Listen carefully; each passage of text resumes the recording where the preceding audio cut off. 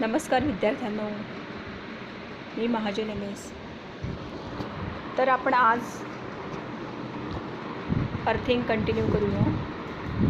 आपण बघणार आहोत पाईप अर्थिंग. काल त्याची डायग्राम मी तुम्हाला दाखवली होती.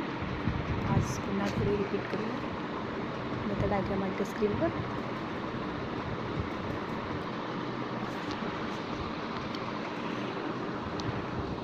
तर बघा, आपण काल अर्थिंगचे प्रकार बघितले होते. Wire earthing, rod earthing, pipe earthing, plate earthing. तर त्यातला पाईप अर्थिंग आता आपण डिटेलमध्ये बघूया. बघा विद्यार्थ्यांनो, ही जी पूर्ण आपल्याला डायग्राम दिसते आहे, हा सगळा पोर्शन जमिनीच्या आतमध्ये खाली असतो. बघा, हे ग्राउंड आहे ॲक्च्युली, आणि या ग्राउंडच्या खाली ही सगळी सिस्टीम सेट केलेली असते. तर बघा, काल मी तुम्हाला यातला काही पोर्शन दाखवला होता. बघा, खाली चारकोल लेअर म्हणजे बारीक कोळशाचा थर असतो तो. त्यानंतर सॉल्ट लेअर, मिठाचा थर, असे हे अल्टरनेट एकानंतर एक असे त्याचे थर दिलेले आहेत. त्यानंतर इथे वर हे नरसाळे आहे आणि नट बोल्टच्या साहाय्याने ते व्यवस्थित त्यामध्ये हा एक पाईप बसवलेला आहे. आणि हे जे टोक आहे, इथे आपली जी वायर असेल अर्थिंगसाठीची ती या ठिकाणाहून जाणार.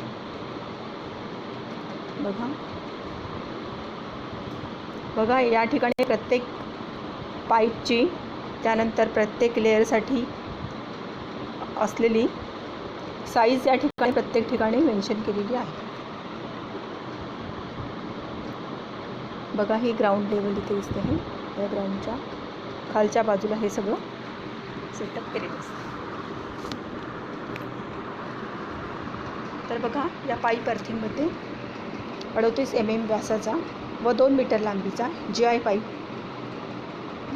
वापरलेला असतो. बघा,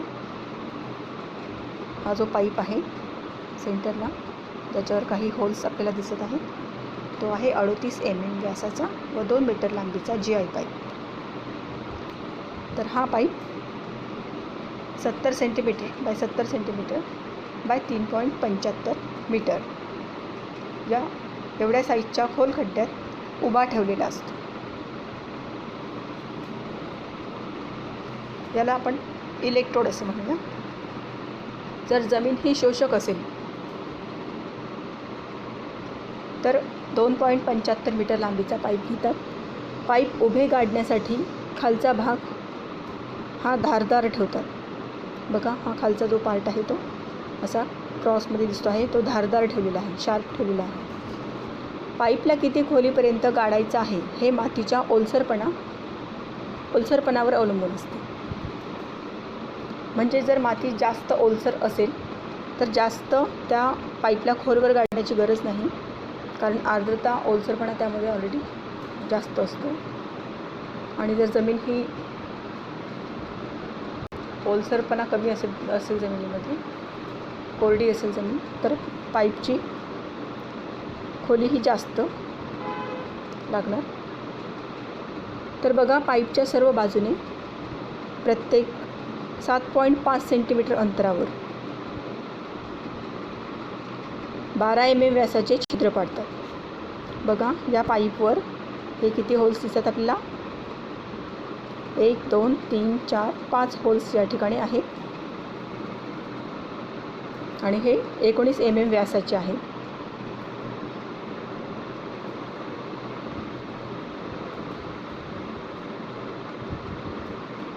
सॉरी, 12 mm व्यासाचे आहेत हे बघा.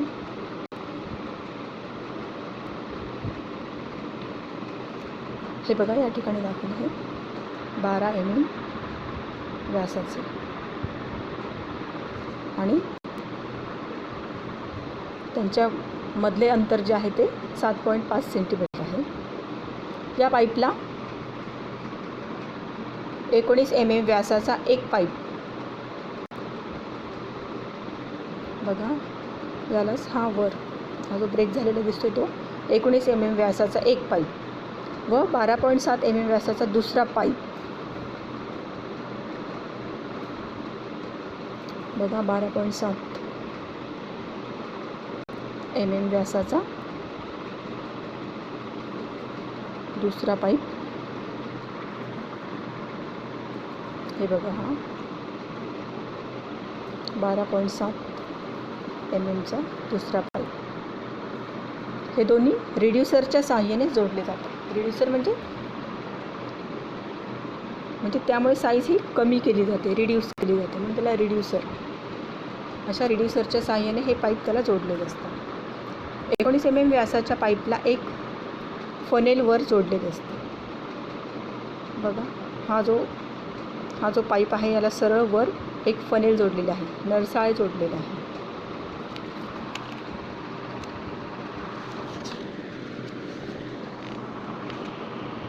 उन्हाळ्यात अर्थ कनेक्शनची अवस्था चांगली राहण्यासाठी या नरसाळ्यातून पाणी ओततात. त्यावर तोंडाला एक सिमेंटचा बॉक्स तयार करतात. बघा हा आहे सिमेंटचा बॉक्स. आजूबाजूला जो दिसतो आहे आपल्याला, त्यात असे बारीक बारीक डॉट्स दिसतात आपल्याला, तो आहे सिमेंटचा बॉक्स. व तोंडावर वरच्या बाजूने एक झाकण लावतात. अर्थ इलेक्ट्रोड पाईपच्या बाजूला मीठ, लाकूड व कोळसाचा बारीक चुरा एकानंतर एक असे 15 सेंटीमीटर जाड गोलाकार भागात पाईप भोवती टाकतात.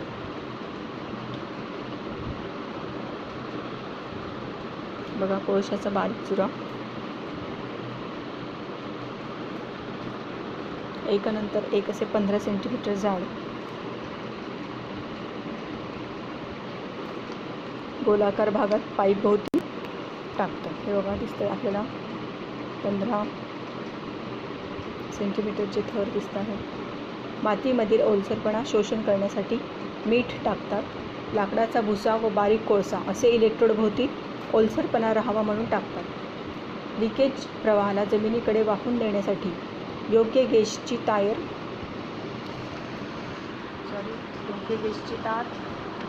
19 mm पाईपच्या खालच्या बाजूला जोडून मेन स्विच, डिस्ट्रीब्युशन बॉक्स व सर्व पॉवर पॉईंट व इतर विद्युत पॉईंटला जोडतात. तर अशा प्रकारे आपण हे पाईप अर्थिंग बघितले आहे. आता आपण पुढचे बघूया प्लेट अर्थिंग. प्लेट अर्थिंगची डायग्राम वाटते आता.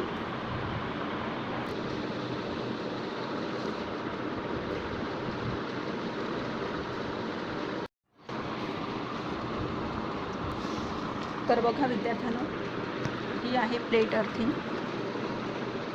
हे सुद्धा बघा ग्राउंड लेवलच्या खाली हा सगळा सेटअप असणार आहे.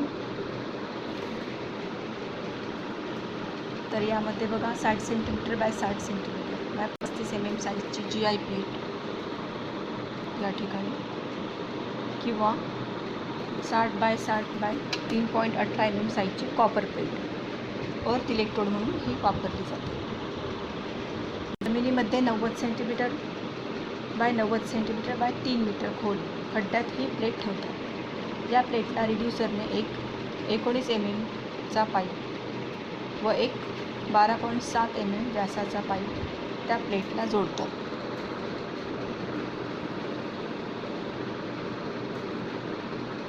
बघा या ठिकाणी दोन्ही पाईप आपल्याला दिसत आहेत. एक 19 mm चा उजव्या बाजूला आणि डाव्या बाजूला 12.7 mm चा.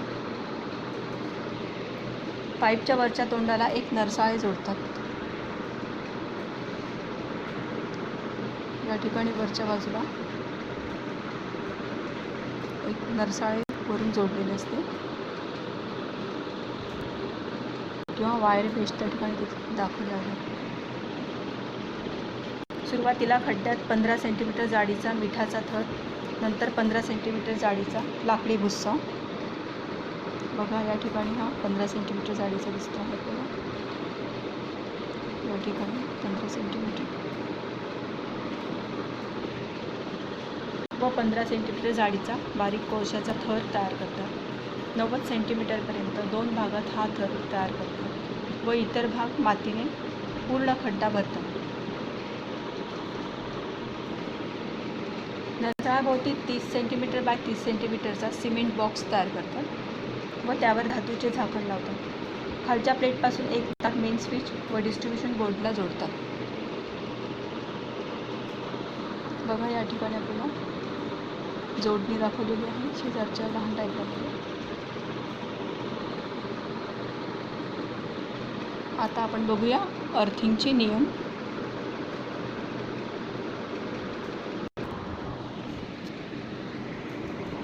अर्थिंगचे नियम बघा.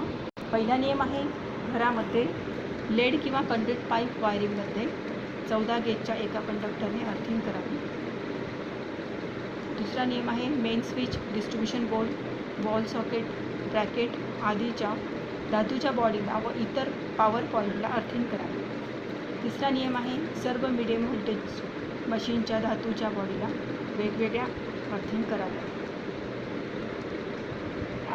चौथा आहे सर्व अवस्थेत सर्व कंडक्टरची कंटिन्युटी 1 ओहमपेक्षा जास्त राहू नये. आणि पाचवा नियम आहे साधारण मातीच्या अवस्थेत इलेक्ट्रोडचे अर्थ रेझिस्टन्स 3 ओहमपेक्षा जास्त राहू नये. खडक जमिनीसाठी त्याचा रेझिस्टन्स 8 ओहमपेक्षा जास्त राहू नये.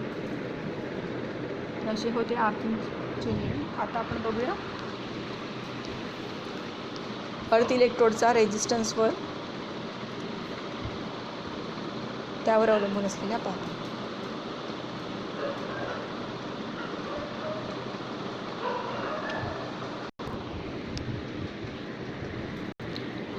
तर बघा अर्थ इलेक्ट्रोडचा रेझिस्टन्स व त्यावर अवलंबून असलेल्या बाबी.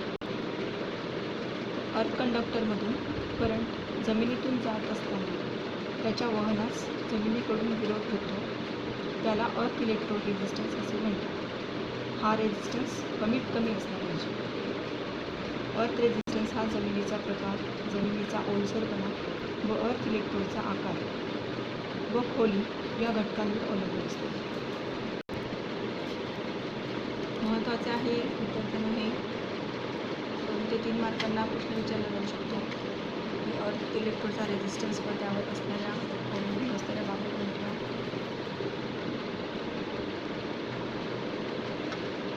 आपण पुढचा मुद्दा बघूया अर्थ इलेक्ट्रोडचा रेझिस्टन्स कमी करण्याच्या पद्धती.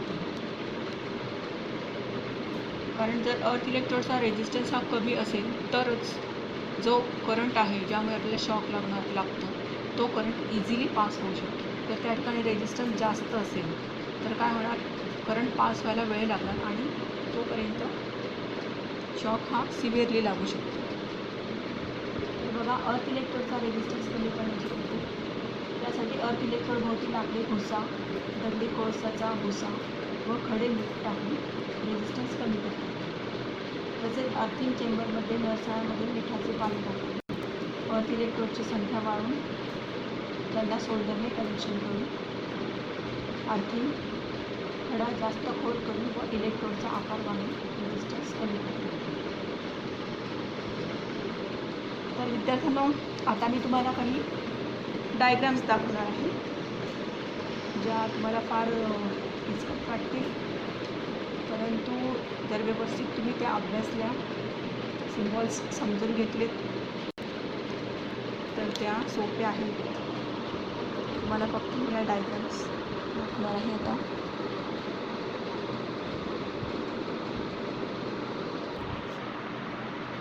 बघा, तर ही आहे कमर्शियल बिल्डिंग वायरिंगची diagram. Commercial building wiring diagram.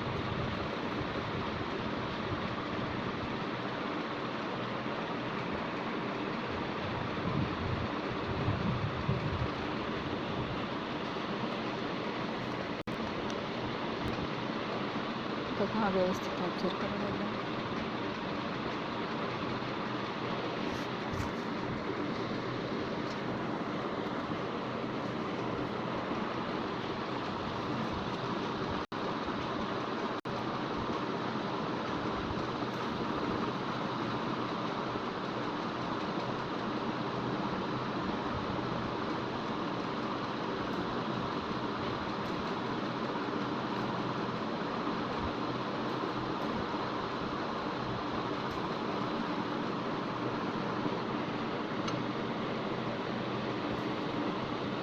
बघा मी मुलांना आपण आता इथून स्टार्ट करूया. बघा R1 R2 दिसत आहेत हे.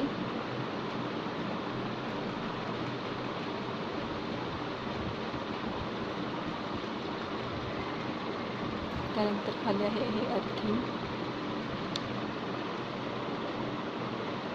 नंबर 2 इथे डायोड दिसत आहे. त्यानंतर हा इथे आहे अल्टरनेटर.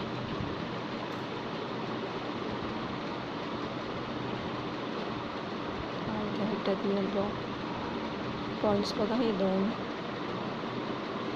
4 5 6 7.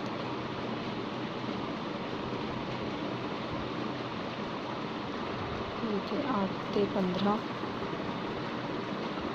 हे अर्थिंग केलेले आहे बघा.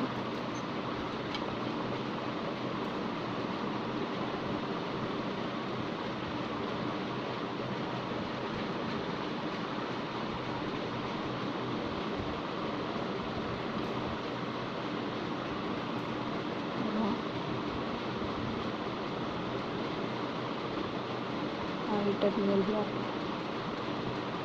फ्यूल पंप,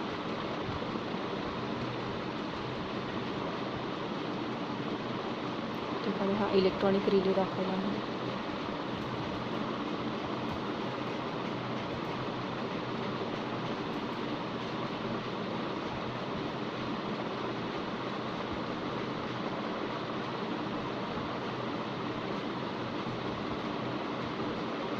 कमर्शियल बिल्डिंग, तसं तुम्हाला माहितीच आहे.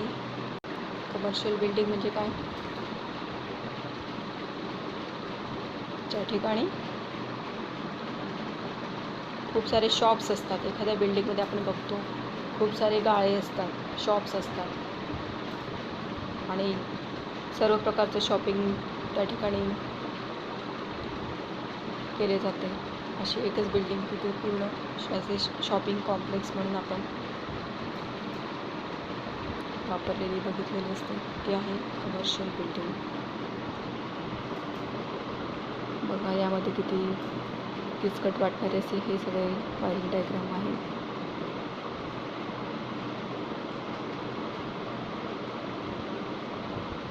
या ठिकाणी हे टॅकोमीटर वगैरे दाखवले. या ठिकाणी R3 R4,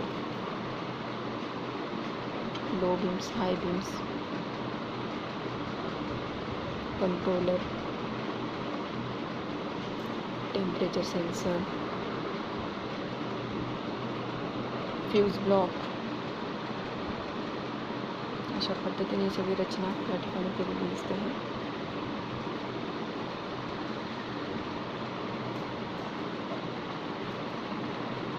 अशा प्रकारे हा कमर्शियल बिल्डिंगचा वायरिंग डायग्राम आहे. आता पुढची एक डायग्राम दाखवली मला, ऑफिस वायरिंग डायग्राम.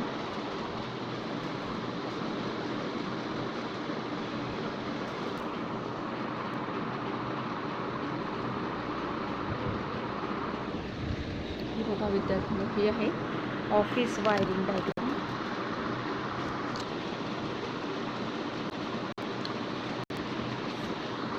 बघा ऑफिसमध्ये कशा पद्धतीने ही वायरिंग डायग्राम केलेली असते. बघा हे आपल्याला जे बॉक्स दिसत आहेत त्यातला पहिला आहे इग्निशन कॉईल, दुसरा आहे ऑक्सिजन सेन्सर, तिसरा आहे एअर स्विचिंग मॉड्यूल, चौथा थर्मोटाइल स्विच, त्यानंतर cold start detector,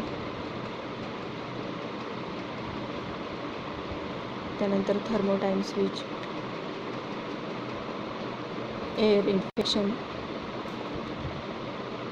switching hall.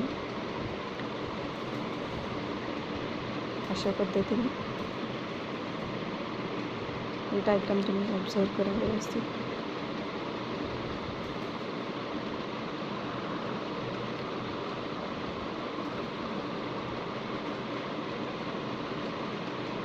सुप्रियावास.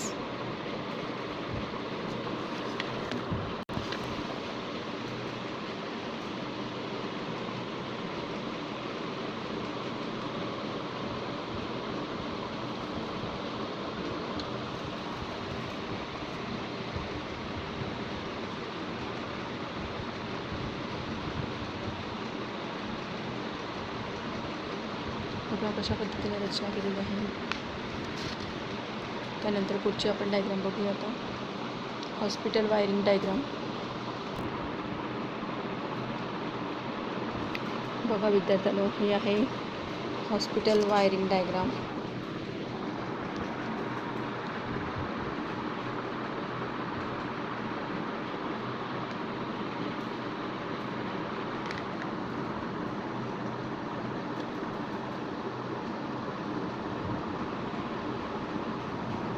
अतिशय बारीक आणि गुंतागुंतीची अशी ही आपल्याला डायग्राम दिसत आहे.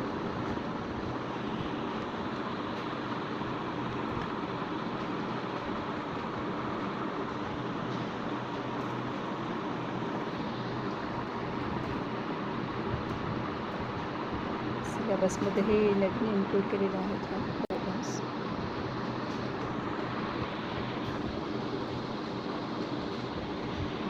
तर आपण हे फक्त बघून घेऊया.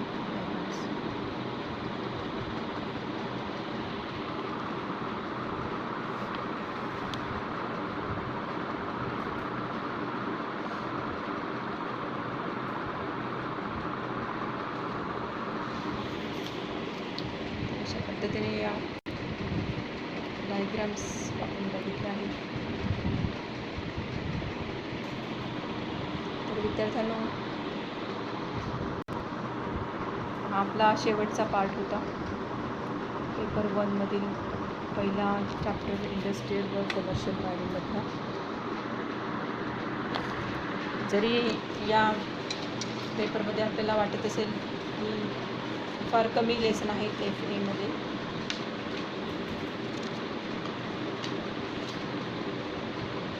सहा लेसन वाटतात आपल्याला. ॲक्च्युली एक एक लेसन हा फार मोठा आहे.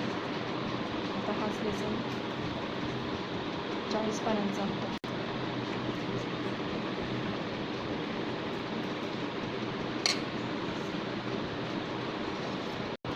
जर आपल्याला काही अडले असेल तर तुम्ही ते नोट करून ठेवा, म्हणजे आपण नंतर ते तुमच्या त्या सगळ्या शंकांचं समाधान मी नंतर करू शकतो.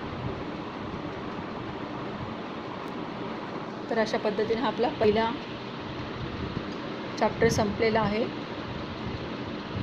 आपण नेक्स्ट लेक्चरला दुसरा पेपर घेऊया, पेपर 2 FB.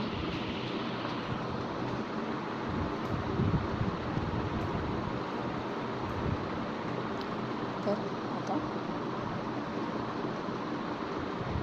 नेक्स्ट लेक्चरला आपण बघूया.